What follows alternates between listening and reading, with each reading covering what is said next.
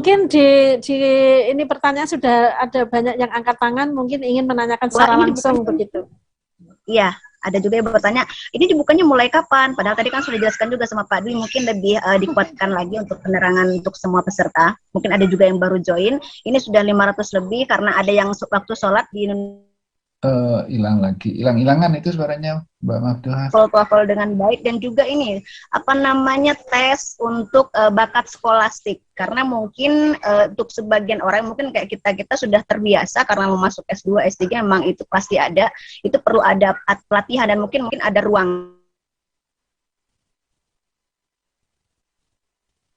beasiswa bisa kalau nggak tahun ini tahun depan bisa dapat. Bagaimana Pak Saiful kira-kira untuk memberikan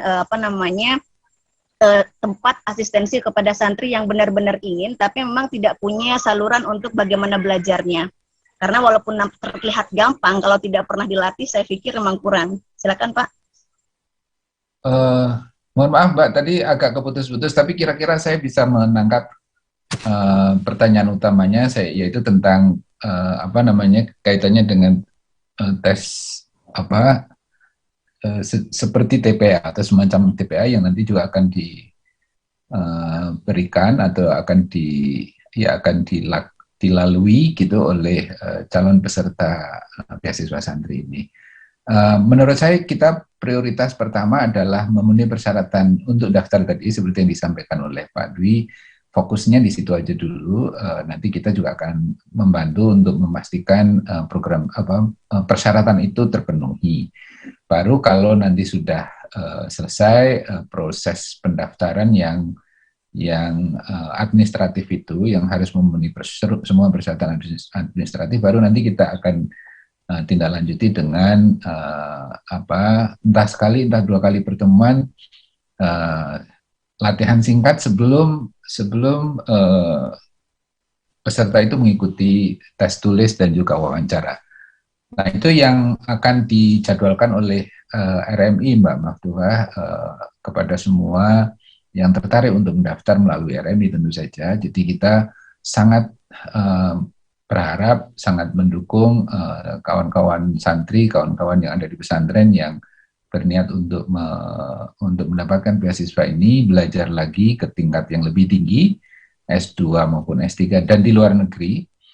Ini patut dicatat, harus dicatat bahwa kali ini yang kita umumkan, yang kita sosialisasi, yang kita sediakan asistensi, yang disediakan asistensi oleh RMI itu memang spesifik yang sekarang ditawarkan LPDP, yaitu beasiswa S2, S3 ke luar negeri. Jadi persyaratannya yang harus dipenuhi.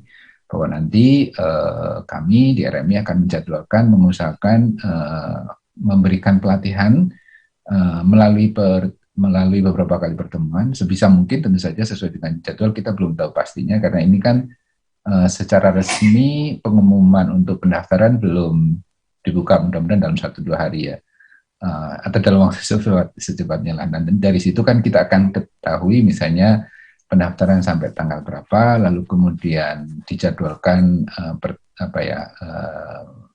tes tulisnya kapan dan juga wawancaranya kapan. Nah, itu kan saya kira kita akan menyesuaikan schedule. Sehingga sekali lagi yang saya ingin katakan bahwa kita berkomitmen untuk membantu kawan-kawan, kami yang ada di RMI ini berkomitmen untuk membantu semaksimal mungkin, sebisa mungkin, untuk bagaimana bisa lolos LPDP. Yang syarat awal tentu saja ini yang menjadi challenge, tantangan yang paling penting itu adalah memenuhi persyaratan administratif tadi, soal TOEFL terutama ya, karena ini sepertinya nggak bisa diganti lagi dengan TOEFL. Saya nggak tahu, mungkin Pak Dwi atau Mbak Rumtini mungkin bisa menjelaskan.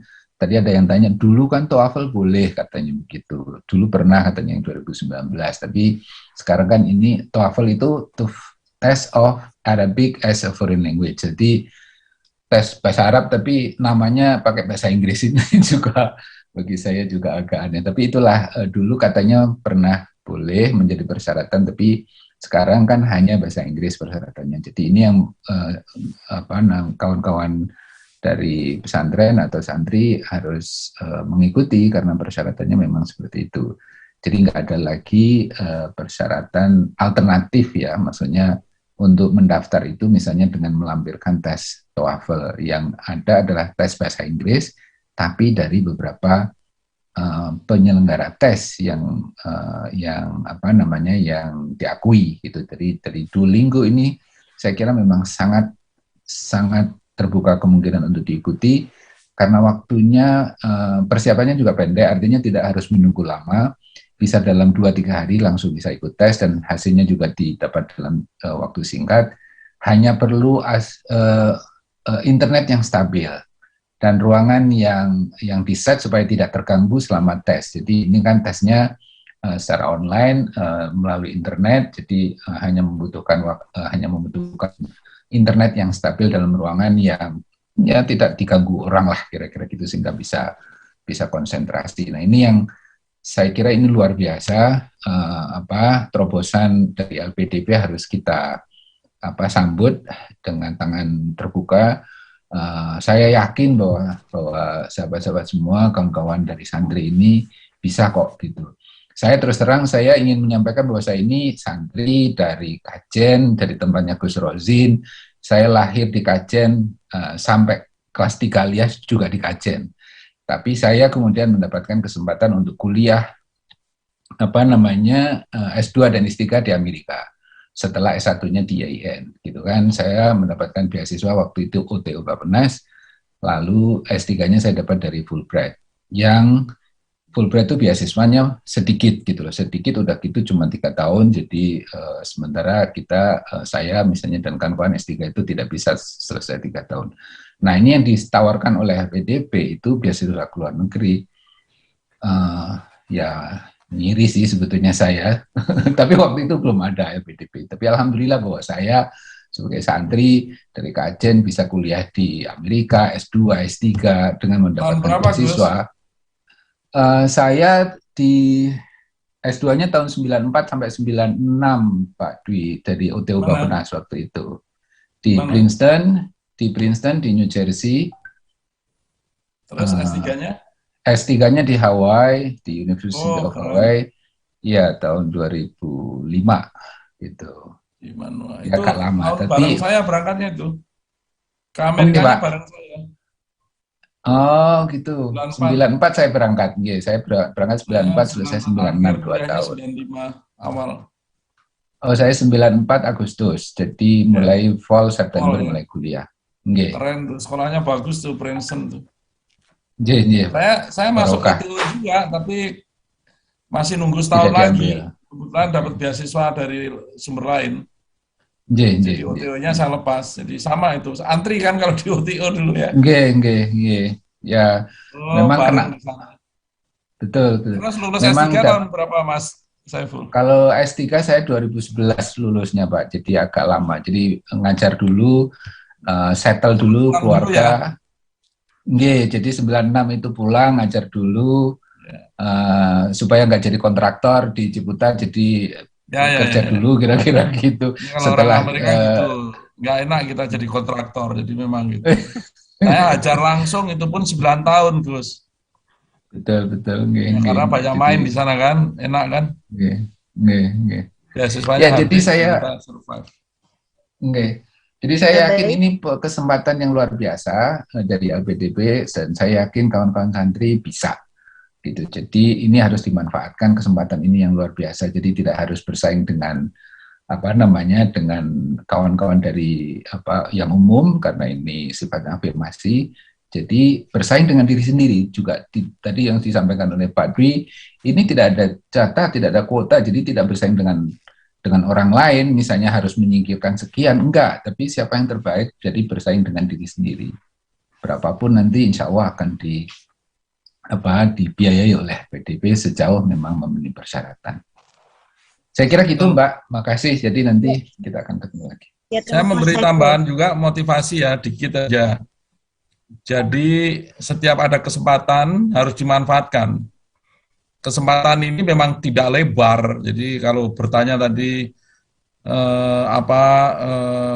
daftar universitas tujuannya saya belum ada gitu kan. Terus saya pengennya di dalam negeri belum ada. Ya ini silakan dimanfaatkan bagi teman-teman yang memang kesempatannya mungkin pengen ke luar negeri atau memang bercita-cita ke luar negeri. Kemudian bahasa Inggrisnya dirasa udah siap. Kalau nggak siap pun tes nggak apa-apa, masih bisa dipakai untuk tahun depan, kan nggak akan sia-sia begitu. Nanti begitu ada peluang yang lebih besar dari Kemenak pasti akan ada, insya Allah kita manfaatkan lagi ya. Semuanya sebenarnya kembali ke kita ya Mas Saiful ya. Bagaimana kita menyiapkan diri dan begitu peluang ada itu kita sudah siap begitu. Sehingga biasanya orang yang dibilang beruntung kan orang yang kira-kira siap begitu peluang ada begitu kan. Nah, kita menyiapkan diri dan ini motivasi yang besar.